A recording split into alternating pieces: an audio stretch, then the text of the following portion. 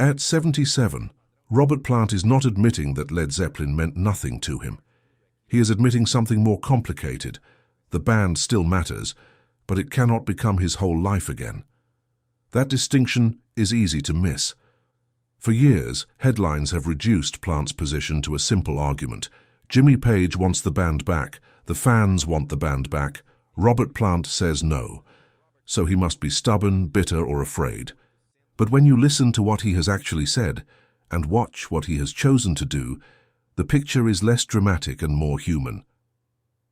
In November 2025, during a long television interview about his work with Saving Grace, Plant was not speaking like a man trying to erase Led Zeppelin. He was speaking like a musician still interested in what might happen next.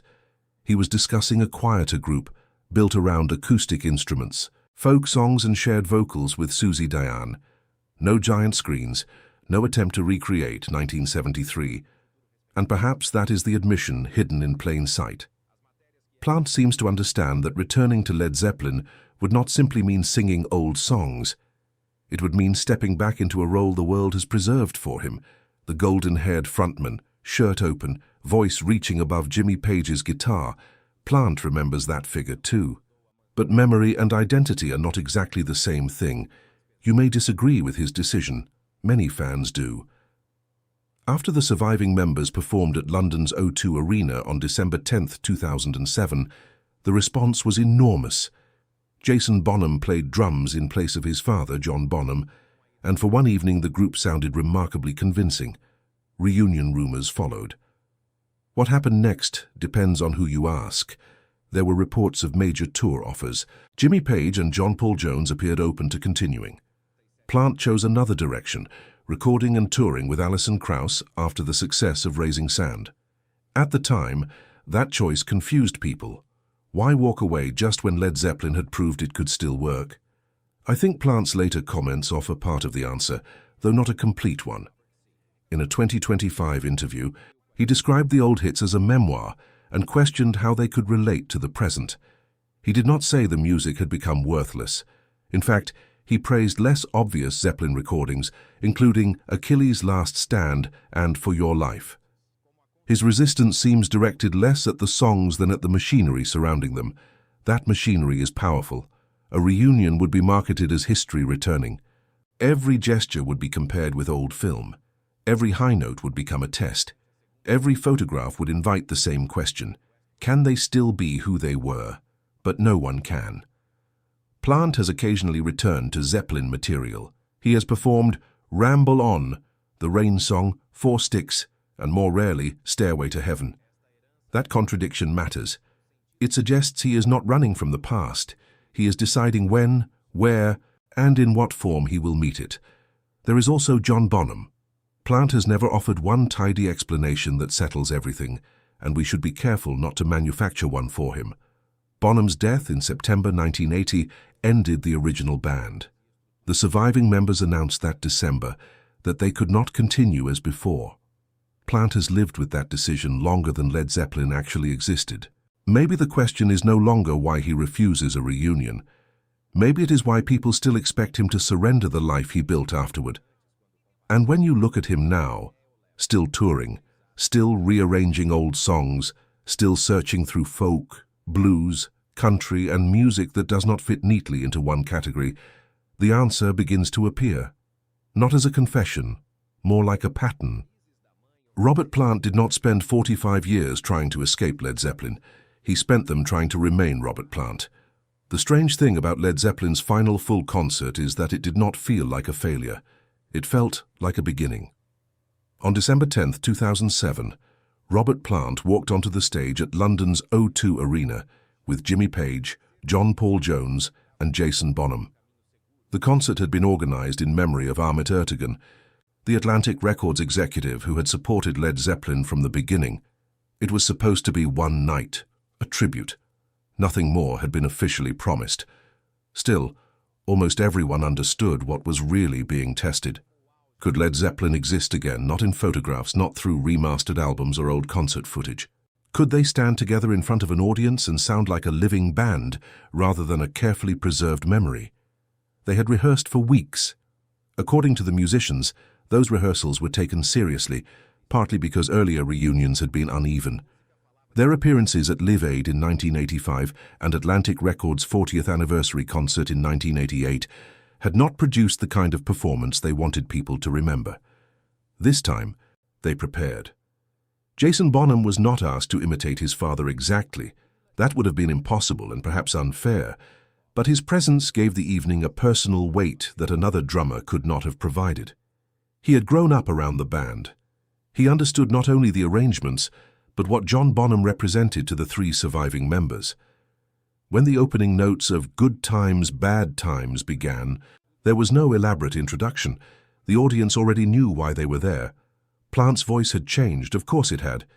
He was 59, not 21, and several songs were reportedly adjusted to suit the range he had at the time. But listen carefully and the performance does not sound apologetic. The band sounds heavier, slower in places, perhaps more deliberate. There is less youthful recklessness, there is more control. For some fans, that made the concert more convincing. They were not pretending that 30 years had disappeared. They were playing the songs as the people they had become. Plant later remembered the evening as something of a blur. He spoke about unexpected flashes of memory and about seeing the older musicians gathered around John Bonham's son. That is a small detail, but it tells us more than the usual reunion headlines. The night was not only about music, it was also about absence. You could hear Jason behind the drums, but everyone in the building knew who was not there. Plant knew it, Page knew it, Jones knew it. And perhaps that explains why the concert could be both triumphant and emotionally difficult without either feeling cancelling out the other. Then came the question that would follow Plant for years. When is the tour? The demand was obvious. Reports at the time described extraordinary interest in the ticket ballot. Promoters could see the financial possibilities immediately.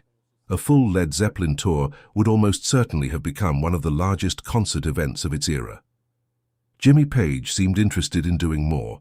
John Paul Jones was reportedly open to the possibility. Jason Bonham later described the rehearsals and performance with enormous affection. Plant stepped away. At first, people looked for a hidden explanation. Was there a disagreement backstage?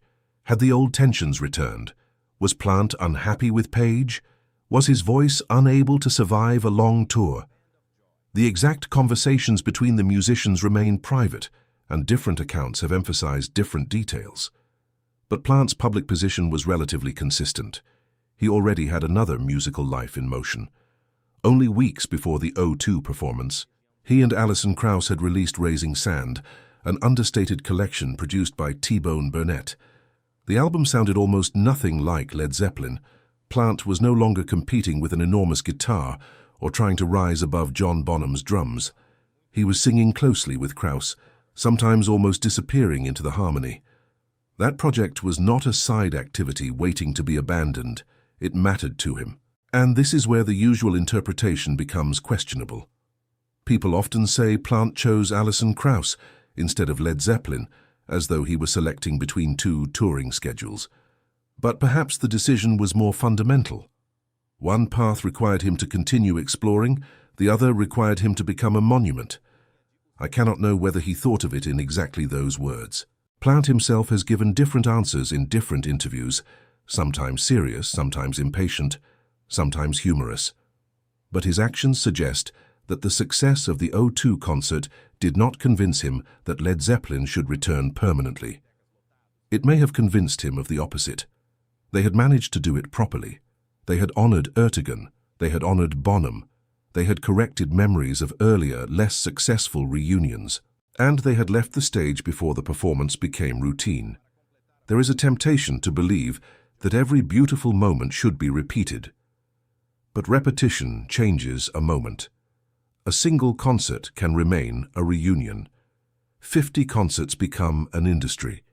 The emotional return becomes a schedule of airports, hotels, interviews, rehearsals, and expectations.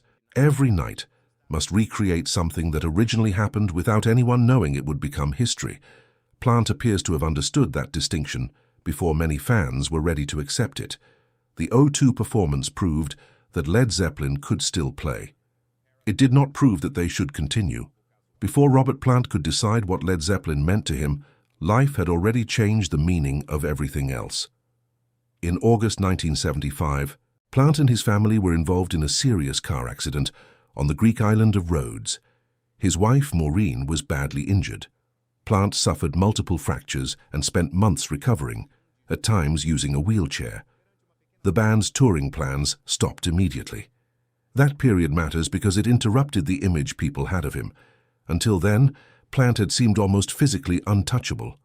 On stage, he moved like someone who believed momentum could protect him, but recovery was slow, uncomfortable, and public enough that fans knew something had shifted. Then in July 1977, while Led Zeppelin were touring the United States, Plant received news that his 5-year-old son, Karak, had died after becoming suddenly ill. There is no clean way to connect that loss to every decision Plant made afterward. Grief does not work that neatly. Still, the timing cannot be ignored. The tour was cancelled. Plant returned to England. For a while, according to later interviews, he questioned whether he wanted to continue in music at all.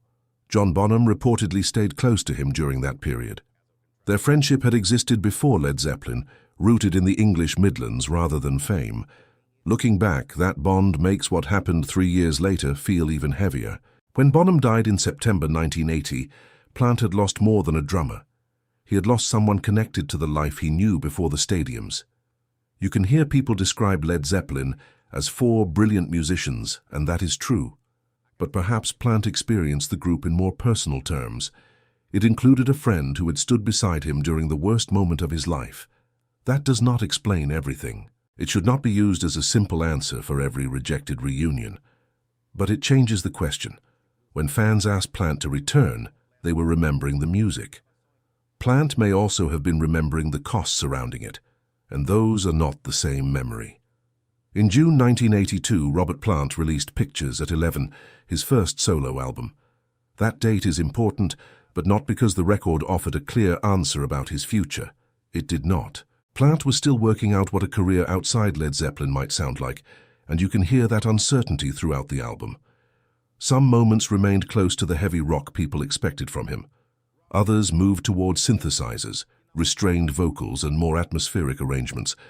Phil Collins played drums on several tracks, while Cozy Powell appeared on others. Neither musician attempted to reproduce John Bonham exactly. Plant could have assembled a group designed to imitate Led Zeppelin. He chose not to.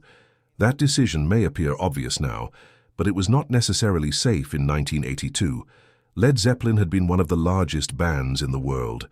Plant's voice was immediately recognizable, and audiences were waiting to compare every new recording with the music he had made during the previous decade. His second album, The Principle of Moments, arrived in 1983. Big Log, one of its best-known songs, did not sound like an attempt to rebuild Zeppelin. It was spacious and controlled, built around Robbie Blunt's guitar and a vocal performance that rarely needed to announce its own power. Listen to it today, and something becomes apparent. Plant was not trying to prove that he could still roar. He was learning when not to. According to later accounts, Phil Collins provided more than drumming during those early sessions. Plant has described him as an encouraging presence when his confidence was not fully restored. That detail is easy to overlook because the finished albums sound assured. The person making them may not have felt that way every day. There were uneven choices. Plant has occasionally spoken critically about parts of his 1980s work, and not every experiment was embraced by listeners. Shaken and Stirred, released in 1985, moved further into electronic textures and unconventional arrangements. Some fans admired the risk. Others found it difficult to follow. That reaction reveals the problem he would face repeatedly. When Plant moved too far from Led Zeppelin, people asked why he had abandoned what made him special. When he moved closer to rock again, they accused him of depending on the past. There was no completely neutral direction available. By 1988, Now and Zen allowed parts of Zeppelin history back into the room. Jimmy Page appeared on 2 tracks. Tall Cool One incorporated samples from old Led Zeppelin recordings, turning Plant's former image into something playful and slightly self-aware. Was he finally accepting his past? Possibly. But acceptance is not the same as surrender. Plant also began performing selected Zeppelin songs during this period. He was no longer treating the catalogue as something that had to remain untouched. Still, he controlled how much of it entered his concerts and how it was presented. Then, in the early 1990s, his relationship with Jimmy Page shifted again. The two men worked together on the project that became No Quarter, Jimmy Page and Robert Plant Unleaded. Performances were recorded in 1994 in London, Wales and Morocco, using Egyptian and Moroccan musicians alongside Western orchestration. It would have been easier to present a conventional Led Zeppelin reunion. Instead, Page and Plant rearranged the songs. Kashmir gained new instrumentation. Four Sticks and Gallows Pole were placed in different musical settings. Some listeners considered the project a respectful expansion of the original work. Others wondered why John Paul Jones had not been included. That absence created understandable tension. At Led Zeppelin's 1995 Rock and Roll Hall of Fame induction, Jones publicly thanked his former colleagues for finally remembering his phone number. The remark was humorous, but its meaning was not difficult to recognize. This is where the story becomes less tidy. Plant was willing to work with Page again. He was willing to sing Zeppelin songs. He was even willing to tour extensively. But he still resisted calling the project Led Zeppelin. Perhaps the distinction was partly about John Bonham. Perhaps it also allowed Plant and Page to explore their shared history without claiming that the original four-person band had somehow returned. They recorded a new album, Walking into Clarksdale, in 1998 and toured together. Yet the partnership did not develop into a permanent reunion. Plant later indicated that he was dissatisfied with aspects of the album and wanted to return to smaller venues and different kinds of music. So the pattern continued. He approached the past, stayed for a while, and then moved again. From the outside, that could look indecisive. But I am not sure it was. Maybe Plant was testing how close he could stand to Led Zeppelin without disappearing inside it. Each return gave him something: the songs, the friendship, the audience, and also reminded him of what the old identity demanded. That tension never completely vanished, and perhaps he never expected it to. By the early 2000s, Robert Plant had reached a point many former frontmen never reach. He no longer needed to prove that he could survive outside his old band. That did not mean the comparisons stopped. In 2002, he released Dreamland, an album built partly around songs that had shaped him before Led Zeppelin: blues, folk, American roots music. The record did not present Plant as a monument to hard rock. It presented him as a listener again. That difference matters. A few years later, with Mighty Rearranger, he pushed further into African rhythms, electronic textures, and older British folk influences. Some fans heard reinvention. Others heard distance from the sound they still wanted him to reclaim. Plant appeared comfortable with that disagreement.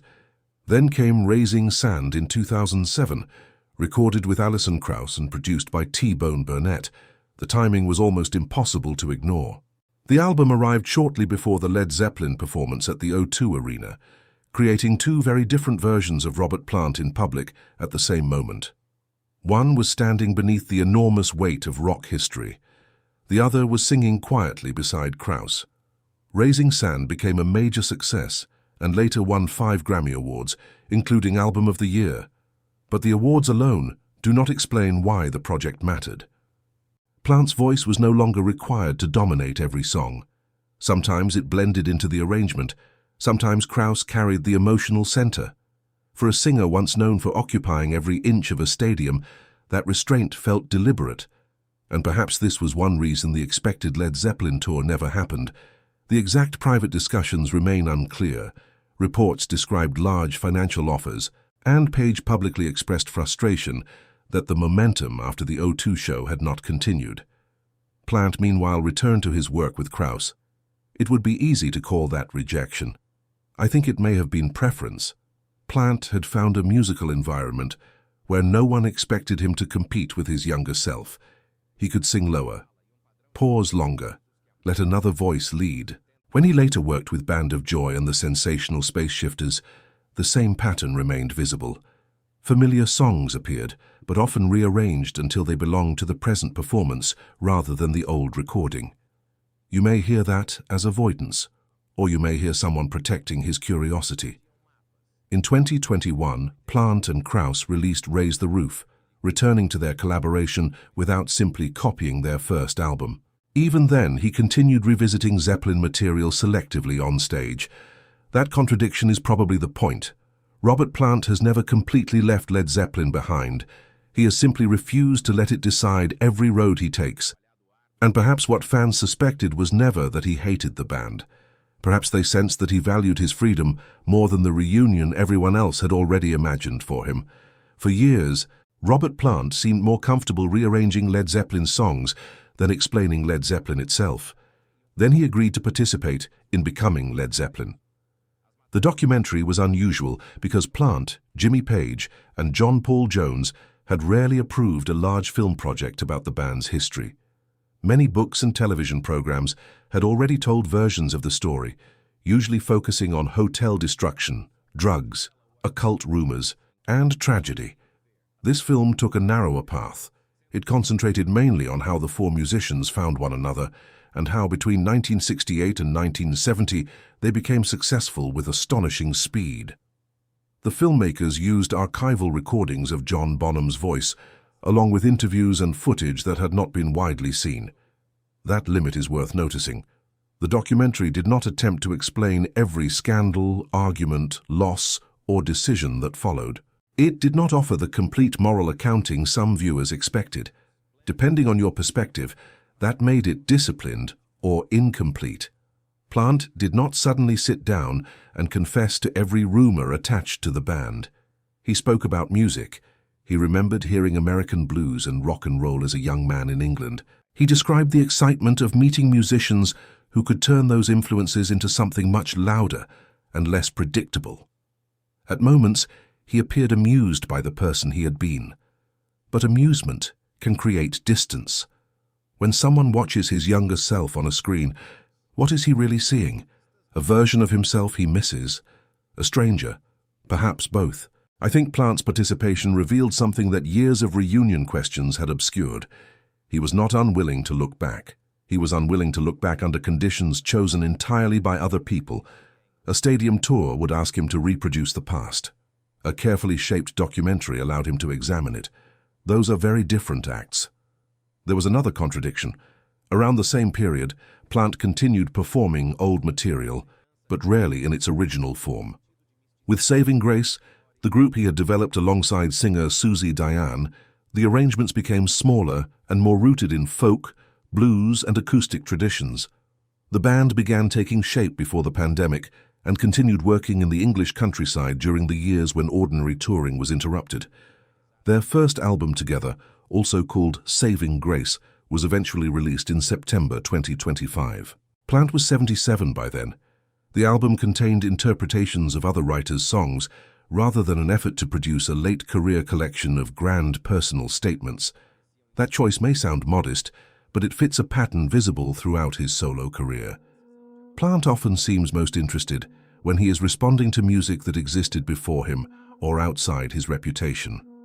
With Susie Diane, he was also sharing the vocal space. Again, just as Alison Krauss had changed the balance of his performances, Diane's voice prevented every song from becoming a demonstration of Robert Plant's history. At times, he supported rather than dominated. The man, once introduced as one of rock's greatest frontmen, appeared increasingly comfortable as part of an ensemble.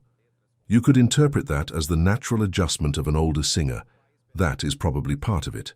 Voices change. Touring changes. The body sets boundaries that publicity cannot negotiate away. Plant has never hidden the fact that he no longer sings exactly as he did in 1971. But practical necessity does not fully explain the choices. He could still surround himself with louder guitars, larger stages, and arrangements designed to remind audiences of Zeppelin. There would be a market for it.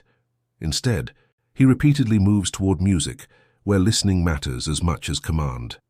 In a 2025 interview, Plant discussed turning down an invitation to appear at the farewell concert, organized around Black Sabbath and Ozzy Osbourne in Birmingham. His explanation was not presented as an attack on those musicians. He simply suggested that he no longer felt connected to that world in the same way. That answer, sounds almost casual, yet it may be one of his clearest admissions. The hard rock community still sees Plant as one of its central figures.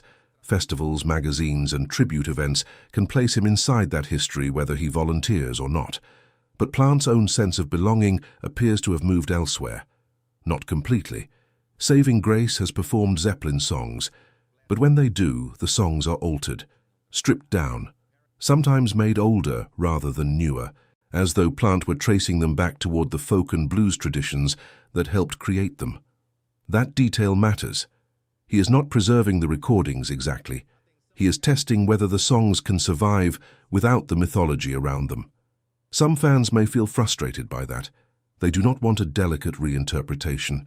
They want Jimmy Page's guitar, John Paul Jones's bass, Jason Bonham behind the drums, and Plant at the center.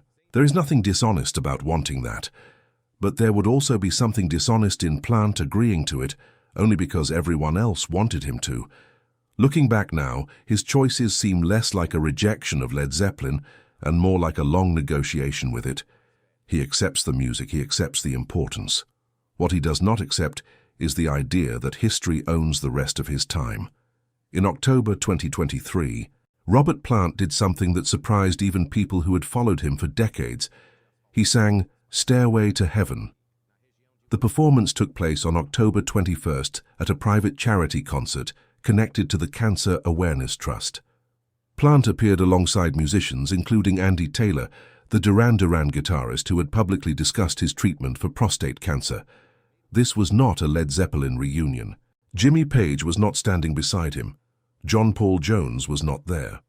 The performance happened in a comparatively small setting, far removed from the scale people usually associate with the song. Plant had not publicly performed Stairway to Heaven since Led Zeppelin's 2007 appearance at the O2 Arena. For years he had spoken about feeling detached from it, not necessarily hostile, detached. That distinction became important the moment he agreed to sing it again. According to musicians involved in the charity event, the song entered the set after a donor offered a substantial contribution if Plant would perform it. The precise details were reported afterward rather than formally announced that night, so some caution is necessary. What is clear is that Plant accepted. The footage is imperfect. The setting does not resemble a carefully controlled television special, and Plant does not approach the song as if he is trying to reproduce the studio recording from 1971. His voice is older. The arrangement is different. There are moments when the performance feels less like a resurrection than an encounter between Plant and something he created long ago. You can almost see the distance between them. Afterward, Plant reportedly described the experience as emotionally difficult and acknowledged how strange it felt to return to the song. He did not announce that his previous reservations had disappeared. He did not suggest that a Zeppelin tour would now follow. It was one song on one night for a particular reason. That limitation may explain why he could do it. For years, people had treated Stairway to Heaven as evidence in an argument. If Plant sang it, perhaps he still wanted Led Zeppelin. If he avoided it, perhaps he resented the band. But human relationships with old work are rarely that simple. A song can carry pride and discomfort at the same time. It can remind someone of youth, friendships, legal disputes, enormous success, and people who are no longer present. The audience hears 8 minutes of music. The person singing it may hear 50 years, and Plant has lived through almost every possible version of that song. He performed it when Led Zeppelin was still expanding rapidly. He performed it in stadiums where the audience seemed to treat the opening notes as a ceremony. He sang it during the Uneven Live Aid reunion in Philadelphia in 1985, and again at the O2 Arena in 2007. He also watched it become something independent of him. It appeared at weddings, funerals, school performances, and guitar shops. It became a cultural object, repeated so often that people who had never owned a Led Zeppelin album still recognized it. At some point, Plant could no longer control what the song meant. Perhaps nobody could. This is where his resistance to nostalgia starts to look less like rejection and more like boundary setting. Plant did not destroy the song. He allowed it to continue without agreeing to perform it whenever the public demanded. Then, when a situation felt meaningful enough, he returned. I would not call that a reversal. A reversal would suggest that everything he said before was false. What happened in 2023 seemed more temporary and more personal. Plant opened a door, stood there for a few minutes, and then closed it again. The following years reinforced that impression.